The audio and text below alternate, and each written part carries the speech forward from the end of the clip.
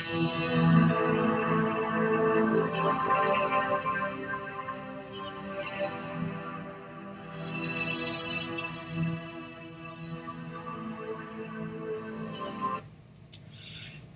this is RockMan. Welcome back to RockMan Reads, a Freakin Book where DK left off.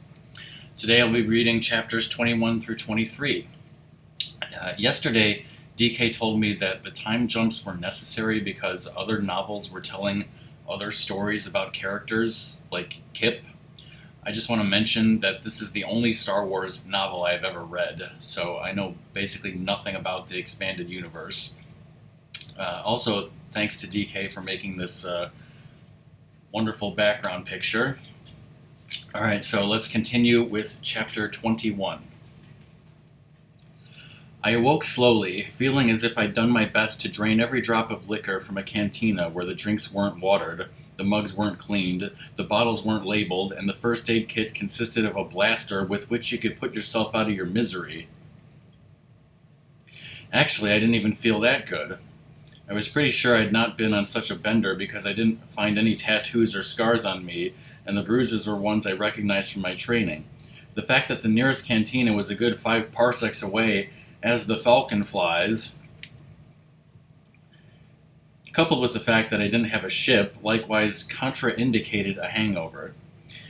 But then again, I did kind of feel as if I'd walked that far. Despite my better judgment, which was urging me just to lie down and die, I oozed out of bed and pulled on my running clothes. That helped me wake up, largely because they were still damp, cold, and clammy from the short run I'd taken the night before to burn off some of my frustration with Master Skywalker. Nothing like the feel of wet fabric against the flesh in the morning to remind you that you're alive. Doesn't do much for the quality of life issues some folks find important, but I'd reached a point where I'd decided being alive was better than the nearest alternative. I even managed to smile, and if I die, I don't want to spend the rest of eternity locked in the rocks on this place. Might be good enough for Exar Kun, but not me. My muscles felt as if they were encased in carbonite. But I managed to get them going and actually had worked up to a brisk stumble when I emerged from the Great Temple. There I moved into a real stumble, landing on my hands and knees because a Z-95 headhunter rested on the landing pad outside. I panicked for a second, thinking I might in fact have stolen it from near the cantina where I did all the drinking, but I calmed myself quickly. Didn't even have to use a Jedi technique to do it either. I knew had I flown in the condition I was in, the only landing I could have managed was a crash, and Mara Jade wouldn't like that happening to her headhunter. The realization that I was looking at her fighter washed the last of the muzziness from my brain. Kip had stolen that ship, and if it was back, that meant he was too. I got up and ran over to the craft, stretching out my feelings to see if I could detect his presence. I caught some faint traces of him, but they emanated mostly from the controls, which looked as if he'd reached a hand into them and just squeezed. Mara Jade isn't going to like that one bit. I turned around, following a wisp of Kip's essence to the base of the Great Temple. A path had been cleared through the rusty vines overgrowing much of the temple. The vines nearest the uncovered stairway looked pale and stunted. They had recoiled from the steps like snakes, preparing to strike, and had withered considerably in the process. I took the steps 2 at a time. I had no idea what I would find at the top or what I would do to confront Kip if I found him there. I steeled myself for a confrontation and worked to tap the Force to fortify myself for one. Even as I did that, however, I had the sinking feeling that no amount of preparation would be enough for dealing with what I would find. As I mounted the final flight of steps, new sensations cascaded down from the top of the pyramid. I sensed the other students up there, and their emotions ran from shock and outrage to sorrow and despair. I crested the edge of the temple and saw the Mon Calamari Kilgal cradling Luke's head in her lap. Streen, his eyes wide with fear, stood over her. Is he alive? I can't hear him. The Mon Cal concentrated on Luke, then shook her orange and algae green head. She reported finding a heartbeat, and I could see his chest moving with shallow respiration. But I can't find him inside. When I touch him with the Force, all I find is a great empty spot. I reached out with my senses and tried to find what she could not. Pushing hard, I wove some of the external force with my internal energy and tried to see if I could find a spark of Master Skywalker in his body. I recalled his noting that he had been taught we were luminous beings, not creatures of crude matter. I wonder who taught him that. But I found it hard to accept his having abandoned his body. Still, the evidence of that very thing was right there, since I could not feel him at all. Kirana T pulled her robe tightly closed at her throat. What can we do? Kilgal blinked his eyes. We are all alone now. The despair in her voice found an ally in the fear writhing into my belly. It had never seemed odd to me that Kip had been able to slam me into a wall because he had always been more powerful than me. Even when I felt the other presence reinforcing him and got hammered by the combination of them, I never imagined that they could be more powerful than Luke Skywalker. I had even rationalized away the Dark Man's ability to avoid detection as his being talented in that area, just as I was talented in the area of image projection. Had I even dreamed Luke was in danger, I would have worked harder to convince him we had to act. The saliva in my mouth soured. When we started handing out citations for failure, let me get in front of the line. I had told Luke we were dealing with a sociopathic murderer, but I had not convinced him of the gravity of that situation. He seemed to be in a position to handle it, and all he wanted from me was information that would have given him a direction. And I let him do just that. I closed my eyes for a moment and wanted to smack my head with the heel of my hand. What had I been thinking? I was the one who had experience with such monsters, not Luke Skywalker. I surrendered responsibility for such things to him when he was no more able to deal with it than he felt we were ready to deal with the fate of the universe. My mistake was the reverse of his, yet mine compounded his. The pure arrogance and stupidity of those ideas slammed hard into me. Luke Skywalker had dealt with Darth Vader and the Emperor, even the Emperor reborn. Whoa.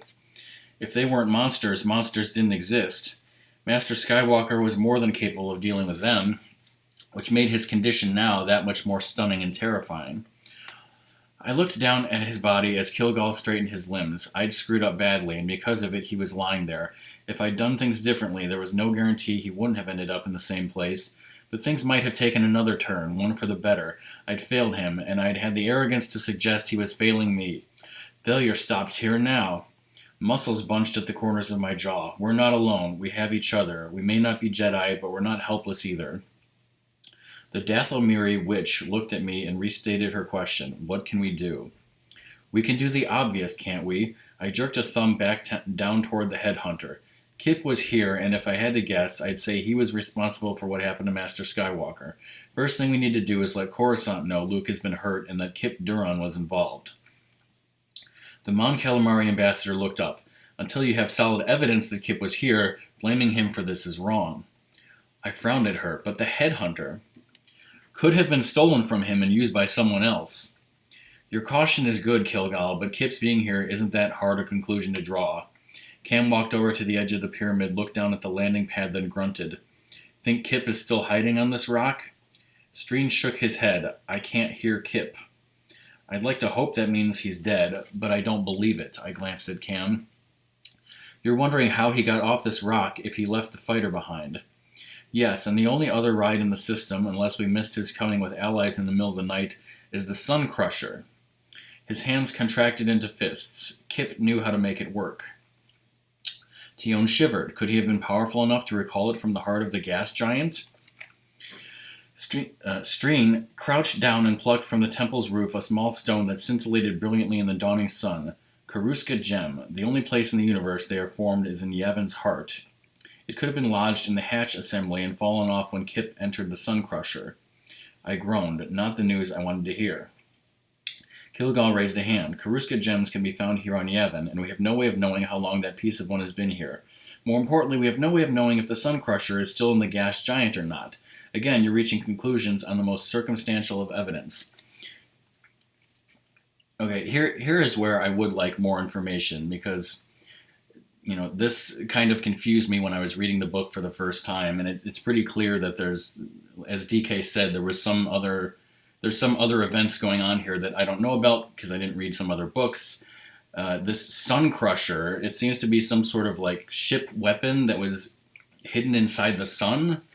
So I would appreciate some more information on that, because they do talk about it a lot in these next few chapters. I can see why you are a diplomat, Ambassador. I sighed heavily. Okay, look, we have to take this in steps. First thing, we get Master Skywalker down and out of the elements.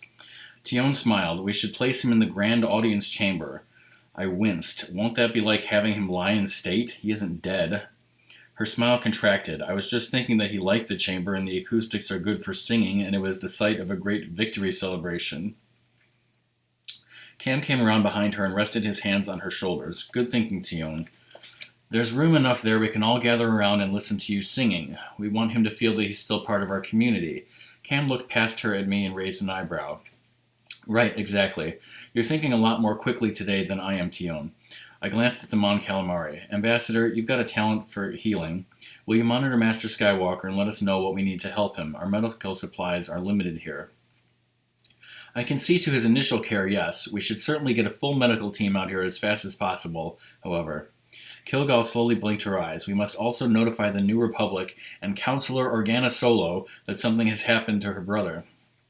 Brackus added, and let them know Kip Duron has the Sun Crusher. With his hatred for remnants of the Empire, there is no telling what he will do with a weapon of that power. I cut off Kilgal's protest of Brackus's remarks. At the very least, we need to get a survey team out here that can check to see if the Sun Crusher is still in the gas giant or not. Kirana T crouched and mopped sweat from Luke's brow with the hem of her Jedi robe. We should also make certain Master Skywalker is never alone. He should always have an honor guard with him. Dorsk 81 looked at her with horror on his face. You think Master Skywalker is still in jeopardy? I cleared my throat. We can't discount that possibility. Kip may have wanted him dead and held back at the last moment for reasons we can't begin to plot. He might return to finish the job. Or the Dark Man might try. Having someone with Master Skywalker also makes sense on the medical front in case there is a change. The Mon Calamari nodded. We should get him inside now. He is stable enough to move, I believe. Good, I'll get on the HoloNet and speak to Coruscant to start notification going. Ambassador, I'd like you to later speak with Counselor Organa Solo. You can answer her questions about her brother better than I can, and news of what has happened here should come from someone who knows her, not a stranger. Brackus peered imperiously at me. What about the rest of us? I don't know.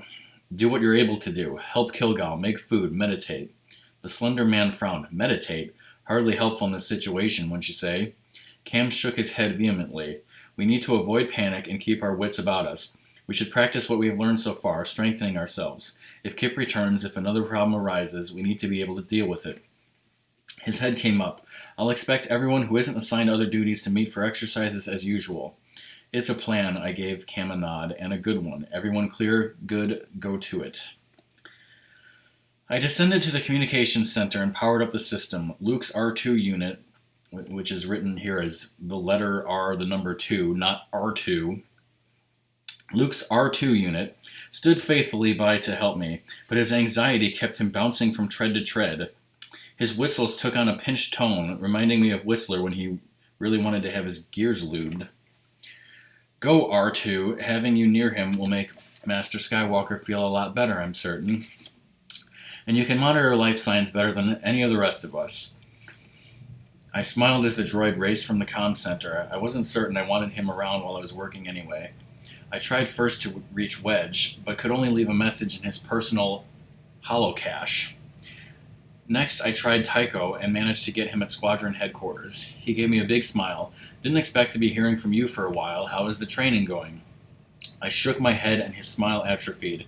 We just took a big hit. Luke Skywalker is down. Down?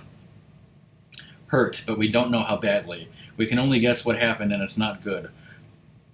Luke's stable right now, and we hope he'll recover, but we're going to need a full medical team out here as fast as possible. Tycho glanced out of the holograph's frame, then nodded. I've got a shuttle fueling and pre-flighting right now. I'll alert a med team and fly it on myself. Good. I also have a list of other things I want you to bring. Whatever you need. Could be tough to get. I paused for a moment. I need enough Nurgon 14 charges to level something like the Great Temple here. Tycho sat back and blinked away some surprise. Are things that drastic? Could be. I hope what I think might be happening isn't actually going on here, but if it is, I might need to take down a temple to act as a circuit breaker. I lowered my voice. I need the crates mislabeled, too. I don't know that I can trust everyone here. So you can't really trust anyone but yourself. That's pretty much it. Tycho looked at me, then slowly nodded. I trust you know what you're doing. I think so. I ran my hands back through my hair.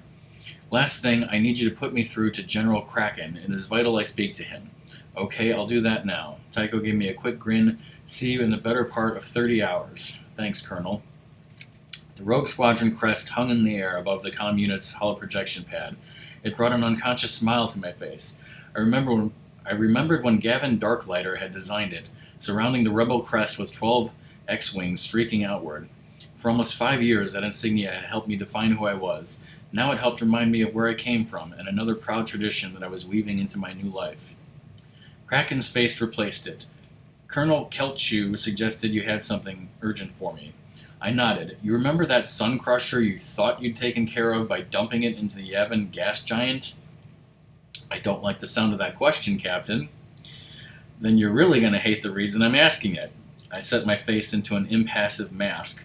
Sometime past midnight local time, person or persons unknown arrived on Yavin 4. They confronted Master Skywalker, defeated him, and departed again. They left behind a Z-95 headhunter with the controls destroyed. Kip Duran, one of the few, if only people who knows how to pilot that sun crusher, was last seen in possession of the headhunter in question. I don't have tissue samples and fingerprints to prove he was in it when he arrived here yet, but trust me, he was. I felt a little twinge of guilt at violating Kilgal's caution, but soft-soaping the facts wasn't going to help New Republic intelligence deal with the situation. Kraken's face sagged and his mouth slowly opened. You have no idea where he went, who he was with? None you'd believe. I let a grim note play through my voice. Given things Kip said before he left earlier, his ire seems directed at the Empire. If I had to guess, I'd say he'd be hunting whoever the last self-styled warlord is, or maybe going after the remnants of Thrawn's fleet. When he finds a target, you'll know. An 18-year-old kid who grew up in a prison mine, in control of a weapon that can destroy star systems. Kraken scratched at a spot on his forehead. At least when we were dealing with Imperials, we had a chance of predicting their behavior, but a kid who's angry with the galaxy? Not one of the better days for the New Republic, I agree. You said Luke Skywalker was defeated. What's his status? He's hurt and in a coma. Excuse me. No telling when or if he will come out of it. Kraken nodded wearily, so we're on our own for this one. Right. Ambassador Kilgal will be communicating with Counselor Organa Solo when we have more information on Master Skywalker's status. Colonel Kelchu is going to run a medical team and some supplies out here inside a day from now. I shrugged. I'll keep you informed as I'm able. Thank you. I hesitated for a second, then looked at him. Might seem kind of trivial given what I've just told you, but any word about Mirax? Not trivial at all, Captain. I admire your restraint in asking. The General gave me an open stare. No word, no leads that are panning out. No ransom demands. We're still looking and have hope. I'm sure you are, and I share your hope. Thank you, sir. I tossed him a quick salute. Yavin 4 out.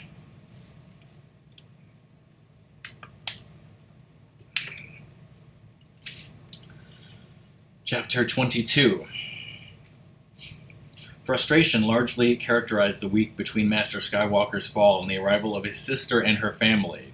So, already a week has gone by, and now Leia's there.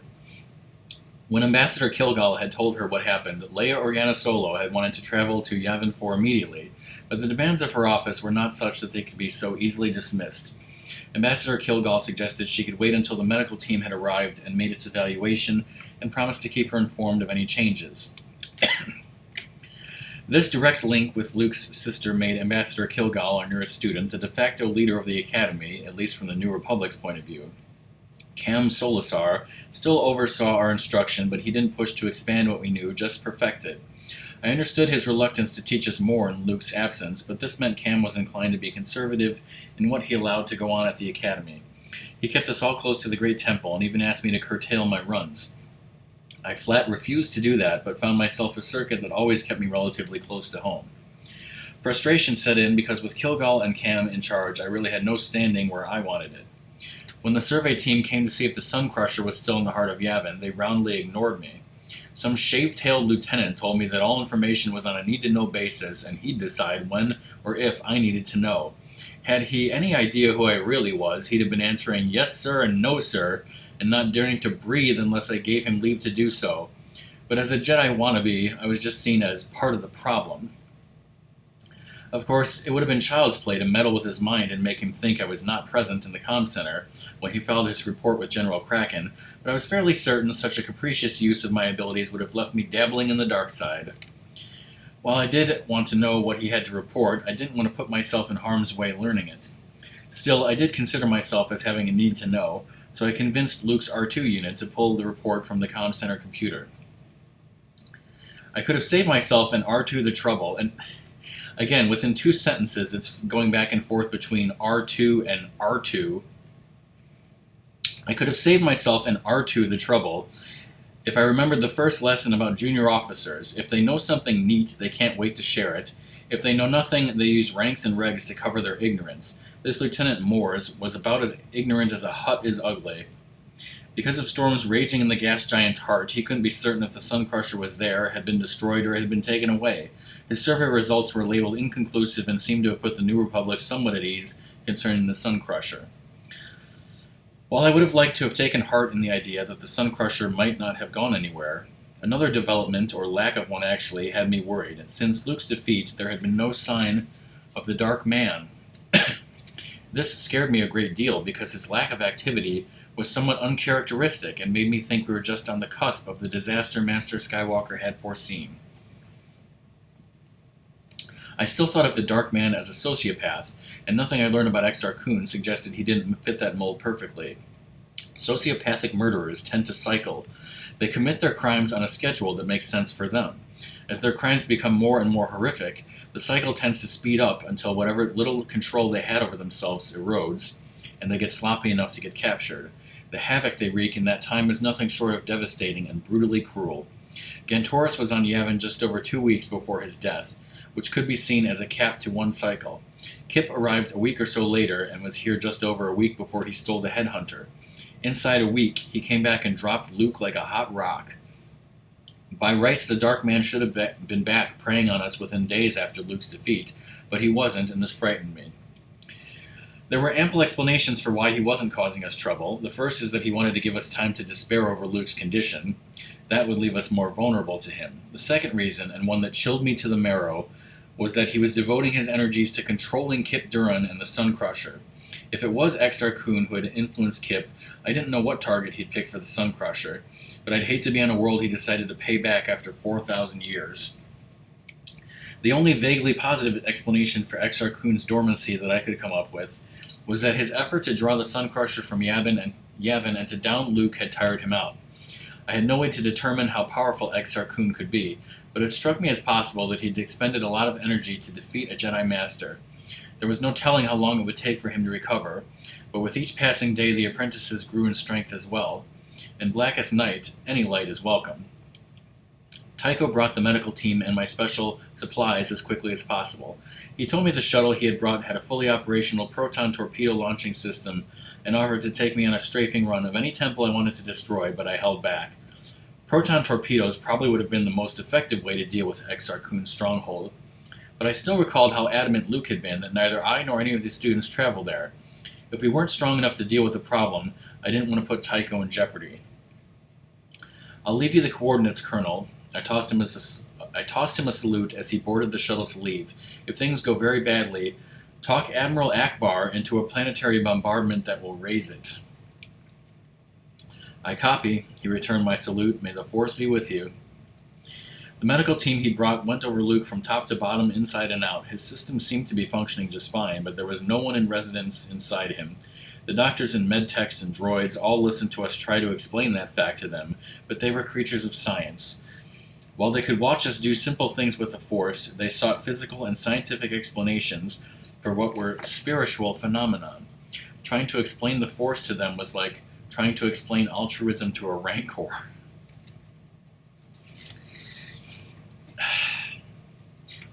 Let's not talk about midichlorians.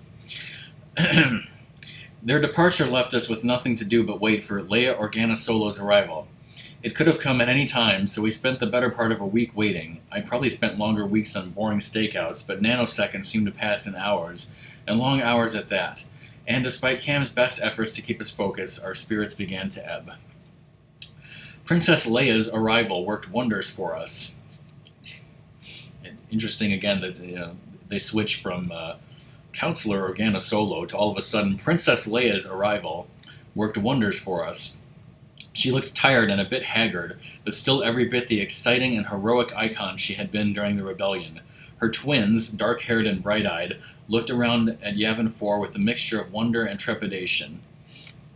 Now, I am aware that in the expanded universe, she and Han had little twin kids. Obviously not what turned out in the movies. Last down the egress ramp from the Millennium Falcon came Han Solo. He looked at me as if I'd lost a bit of weight during... He looked to me as if he'd lost a bit of weight during his recent adventure on Kessel, but still cut a dashing and vital figure. I wonder about that recent adventure on Kessel of his. Ambassador Kilgal led the Solos to the grand audience chamber. Sunlight filled the room with a golden glow and warmth that belied the cold and stark reality of Luke lying on a bier as if he were dead. The sight seemed to stagger his sister for a moment. I hung back enough that I could not hear the family's whispered remarks, but Jaina squirmed down out of her father's arms and gave her uncle a kiss. All of us hoped that gesture might work where our powers in medical science had failed, and my heart ached when the disappointed child turned away defeated. The enthusiasm spawned by the Solo family's arrival drained away during the rest of the day, leaving us a sullen and worn company by the time for the evening meal. Han Solo did what he could to help out by using the Falcon's food prep unit to create a dinner of Corellian food, fried endwa in an orange gravy, and butter-boiled skolthir with voila nut slivers. Yeah, I have no idea how to pronounce those words. They're written in italics, and there's way too many consonants. While I didn't think he normally approached cooking with any more joy than I did, being the only person on the moon who was not Force-sensitive had to be rough on him. The conversations we all had were, in retrospect, very self-indulgent, and in the long run, rather trivial. Providing food was what he could do to help the situation that was beyond helping, and it kept him from having to listen to what we were saying. I picked at the food, not really listening to the others. I cataloged their voices and relied on the recall I developed as a detective to let me replay things later, when I could divorce myself from the fears and defeatism some of my colleagues were voicing. It wasn't really fair to them, but I had spent a week trying to quell fears and had had enough of it. Leia Organa Solo tolerated none of the self-pitying chatter and ended it by slapping her hands on the stone table. "Stop this talk." She berated us for shying from the risk involved with becoming Jedi Knights and reminded us that the New Republic was counting on us. "You must work together, discover things you don't know, fight what has to be fought, but the one thing you can't do is give up." I wanted to cheer, but a mouthful of endwa prevented me from doing so. I chewed quickly, chewed a bit more, and swallowed hard. The endwa slowly slid down my throat, as good endwa will do, and eventually gave me back my voice, just in time for me to scream. Luke Skywalker had told us that at the moment of Alderaan's destruction, his master Obi-Wan Kenobi had said he felt a, quote, disturbance in the Force. Anyone who could label what I felt a disturbance could think of Hutts as cuddly. The hollow shock one feels when told of a close friend's sudden death slammed into me at light speed. My conscious mind searched in vain for an identity to attach to that feeling, finding a way to contain it, but the hollowness opened into a bottomless void. Not only did I not know who had died, but I would never have a chance to know them, and this seemed the greatest tragedy possible. Flashes of faces, snippets of dreams, laughter aborted, and the sweet scent of a newborn's flesh undergoing a greasy transformation into roast meat all roared through me. Thousands upon thousands, millions upon millions, these images and impressions came in a whirlwind that screwed itself down into my belly. Hope melted into fear, wonder into terror, innocence into nothingness. Bright futures, all planned, proved the ultimate in morphability, when a fundamental truth in these lives proved wrong. For these people, there never had been a question of whether or not the sun would rise tomorrow, and yet in an instant they were proved wrong as their sun reached out and devoured their world. I heard Streen screaming that there were too many voices for him to handle before he slumped to the floor. I envied him in that moment, for the same clarity of recall I cherished seconds before meant I watched a vast parade of dead flicker through my consciousness. A mother acting on instinct sheltered a child in the nanosecond before both of them were vaporized. Young lovers, lying together in the afterglow of the moment, hoping what they felt would never end, got their wish as they were torn into their constituent atoms. Criminals, triumphant in some small success, were reduced to fearful pulling animals as their world evaporated. I don't recall leaving the dining hall, but my mind was not my own as the force carried to me the annihilation of a world far away. When clarity began to return, I found myself outside on top of the great temple. My throat burned. Trembling arms held me up above a pool of my own vomit as I would have sagged to the side, but strong hands on my shoulders steadied me. I didn't think the food was that bad.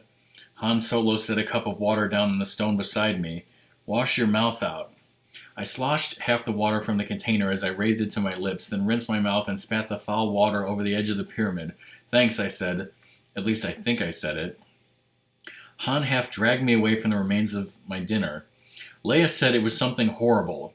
Sun Crusher kill the system? I wiped my mouth on the sleeve of my tunic. Unless you know of another super weapon sitting around that could explode a star. A smile started to grow on his face, and his dark eyes sparked for a second as a wise-ass remark formed itself in his head, but he never let it out. Instead, his grin melted into a more serious expression. It has to be the Sun Crusher. That, or there is another superweapon out there. The fleeting image of someone who looked like Kip surfaced in my brain. Through his eyes I saw the slender craft. I felt his joy at seeing his brother again, pain from betrayal that stretched into untold agony as his body melted. Kip had a brother? Han's eyes focused distantly. Imps took him to the academy at Kurita. Now this, I had to, I guess, learn this myself, but sometimes people say imps as short for Imperials. Kind of strange, but whatever. Han's eyes focused distantly. Imps took him to the academy at Kurita. He's gone, so's Kurita. I guess they won't be inviting me back for our class reunion then. Han glanced down at me. New Republic intelligence will confirm that, but now I know where to start looking. I looked at him. You're going after Kip? Have to. He'll listen to me. You hope. Your lips move, but I hear my wife's voice, Han sighed. I have a history with the kid. He's angry and he needs someone to trust. I'm it. I nodded, then lifted my head. Take me with you. Look, kid, I work best alone. So I've heard. I projected an image of my old self into his brain. We've met before, Captain Solo. Wedge Antilles introduced us. I'm here incognito at Master Skywalker's suggestion. Horn, right. Han blinked his eyes. You're a hot hand in an X-Wing, but a Death Star couldn't take out the Sun Crusher. If I needed anyone with me, you'd be the first I'd tap. You're going after someone with incredible power, and I'm not just talking about that ship. I can't allow you to go alone. Han's face clouded over. Can't allow? My ship, my rules, and don't try to pull any rank on me. I was a general with the rebellion before you ever left Corellia. I can handle Kip just fine, and I'm not so sure it's Kip you're afraid of. My eyes narrowed. What do you mean? You were Corsac. You just don't like the idea of someone like me with his hands on the Sun Crusher. That brought me up short. I looked at him, then away at the dark jungle. Was I allowing old prejudices to rear up and influence me? For years, I'd looked forward to getting a shot at Han Solo if he ever ventured back into the Corellian system. Even after joining the rebellion, I had severe reservations about him. In meeting him the first time, I thought I had laid that all to rest. I looked back at him. Time once was when you'd have been right, not now. If I actually thought that, I'd be down there stealing the Falcon and going after Kip myself. Han slowly nodded. Look, kid, Corran, going after Kip is the only thing I can do. You're a Jedi. You can be here and help Luke in ways I can't. I've got to do what I can do, and so do you. I'm going to leave you here so you can take care of Luke, so you can help my wife and watch my kids. You'd allow someone from Corsac to watch over your kids? Getting soft in my old age, I know, but I understand it's possible to let old opinions die. Thanks. I narrowed my eyes. What's going to happen if Kip turns on me? Han slowly shook his head. I think I told you, your father hunted me once. I had to run to Corrida to escape having a horn on my tail.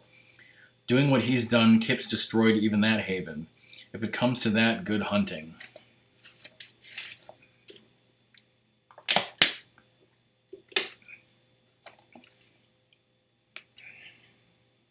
Chapter 23.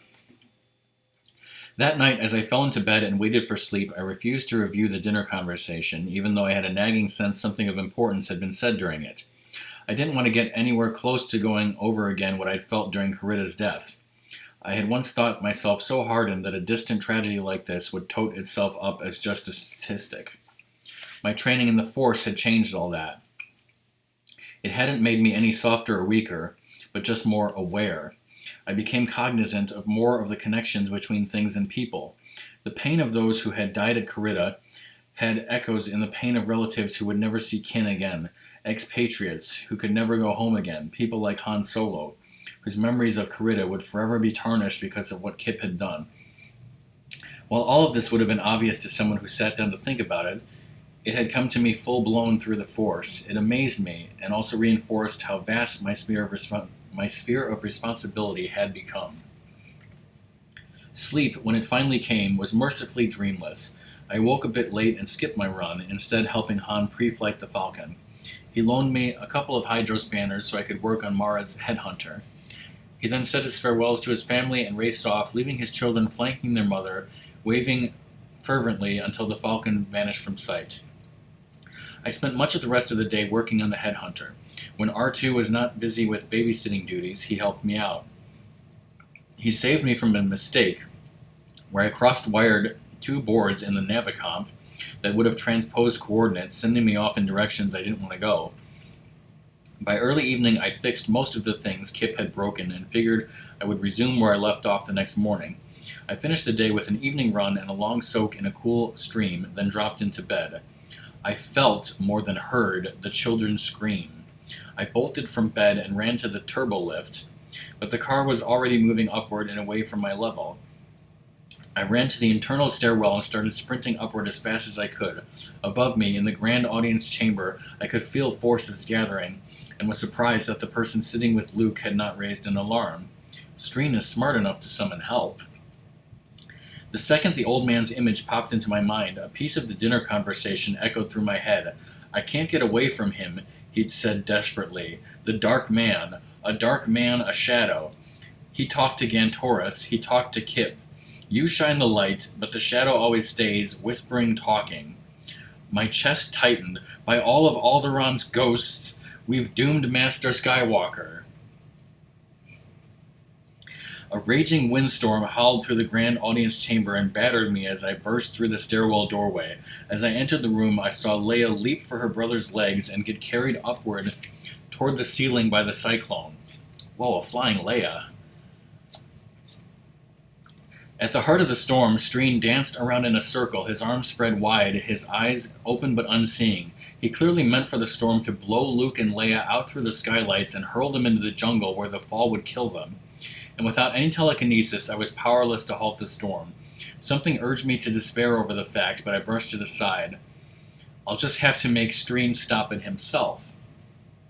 As the turbolift door opened and Karana T boiled into the storm, armoring Streen, I set myself and concentrated. Summoning the Force, I projected into Streen's brain a version of the room that did not include me or Kirana or the other apprentices coming out of the lift. I also showed him that the room was empty, save for himself. Those he wished to blow out of here were gone, sent off on the fate he had intended for them. I shoved him into a sense of his mission having been accomplished fully and totally, and I felt an alien wave of satisfaction rolled back out from him. Then Karana T battered her way past his defensives and tackled him. The wind died, allowing Luke and Leia to plunge toward the ground. Cam, Solasar, and Tion rushed forward and used their telekinetic abilities to catch the siblings and lower them to the ground slowly. Master Skywalker appeared to be unhurt. Streen slowly recovered himself and explained that in his nightmare he thought he was fighting the Dark Man. He had tried to destroy him, thought he had, and then awoke to find he had actually been trying to kill Master Skywalker. Standing up, Streen put an edge into his voice. We must destroy the Dark Man before he kills all of us. I retreated back down the stairs, mulling over Streen's words. I'd always known it would come down to that. While I used sociopathic murderers as mental models for Exar Kun, I hadn't located the logical flaw in my thinking. When hunting a sociopathic killer on Corellia, we could still have our blasters set on stun. We could capture him, have him treated for mental illness, have him incarcerated so he could do no more harm, or even exile him to Kessel or some other hideous penal colony. We could also kill him, but only after court proceedings and judicial reviews. If we had to, if we were given no choice, we could employ deadly force against him, but few serial murderers fought to the bitter end. Capture and rehabilitation were not options with Exar Kun. Master Skywalker might have been able to redeem his father, but I held out no such hope for the Dark Man.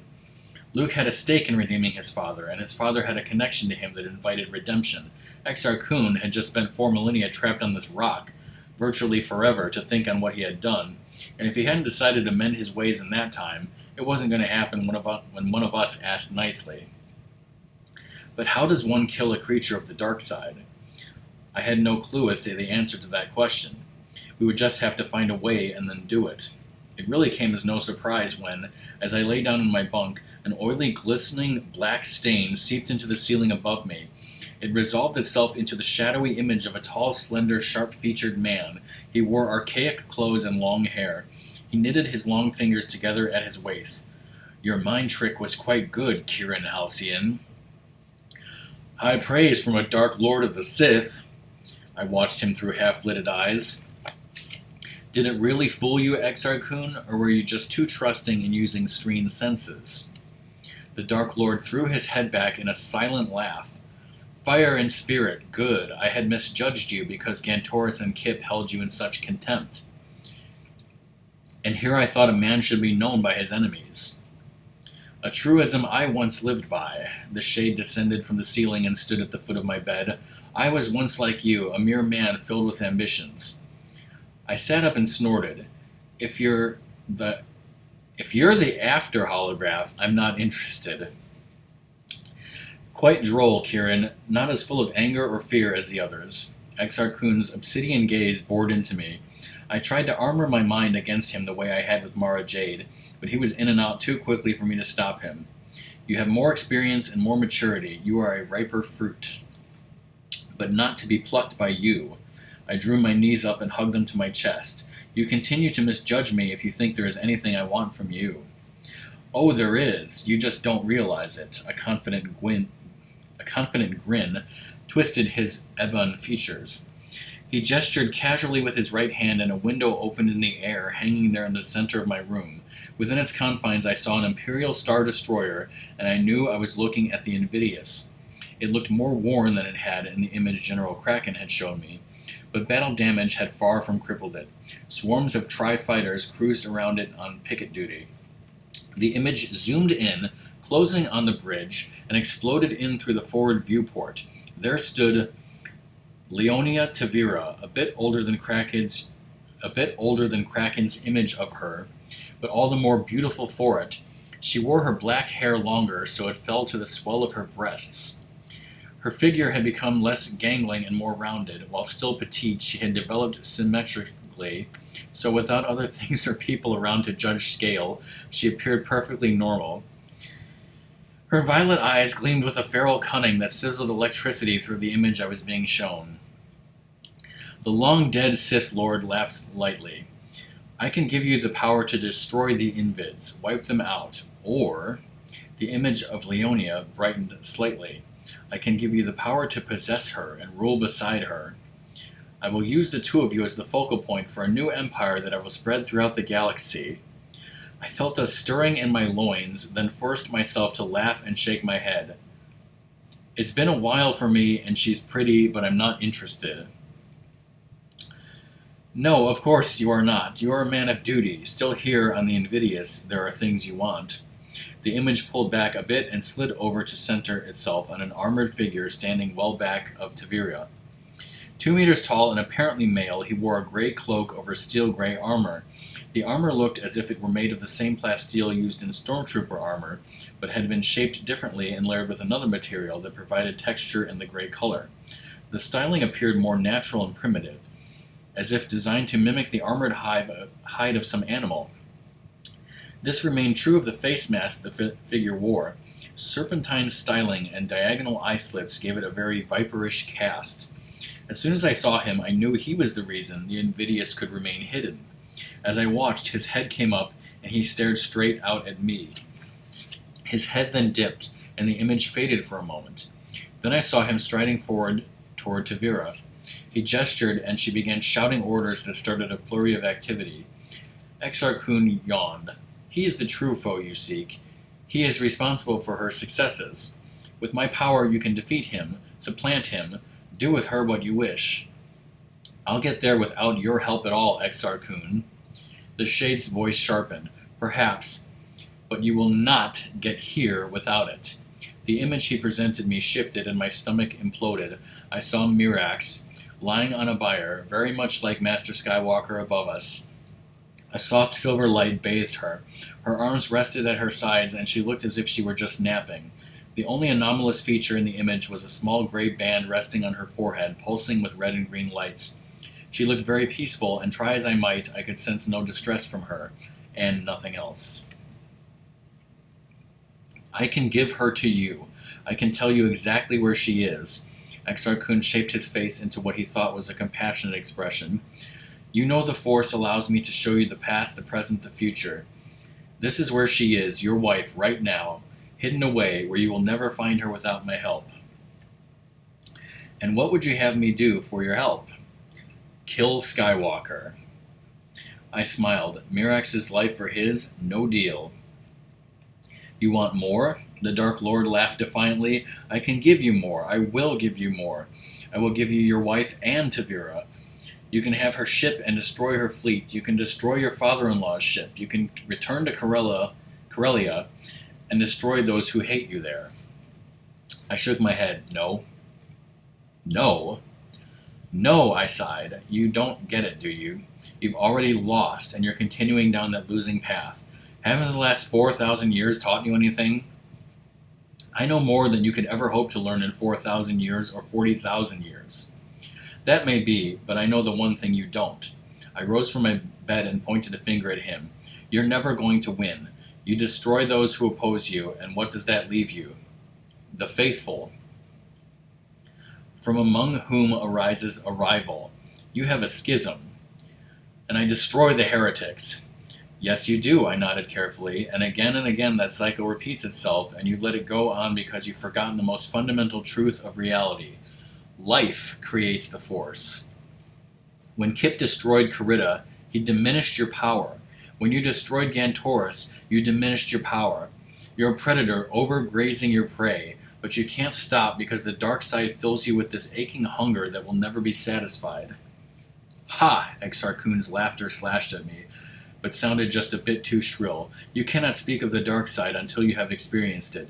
Join me and learn that you are wrong. I don't think so. A 2-1B droid doesn't need to contract a disease to diagnose and treat it. I folded my arms across my chest and laughed at him. I'm not fodder for your fantasies. Go away. Exar Kun lifted his head. I came to you now, inviting you to join me. I would have given you much. When next you come to me, and you will, I shall not be so generous.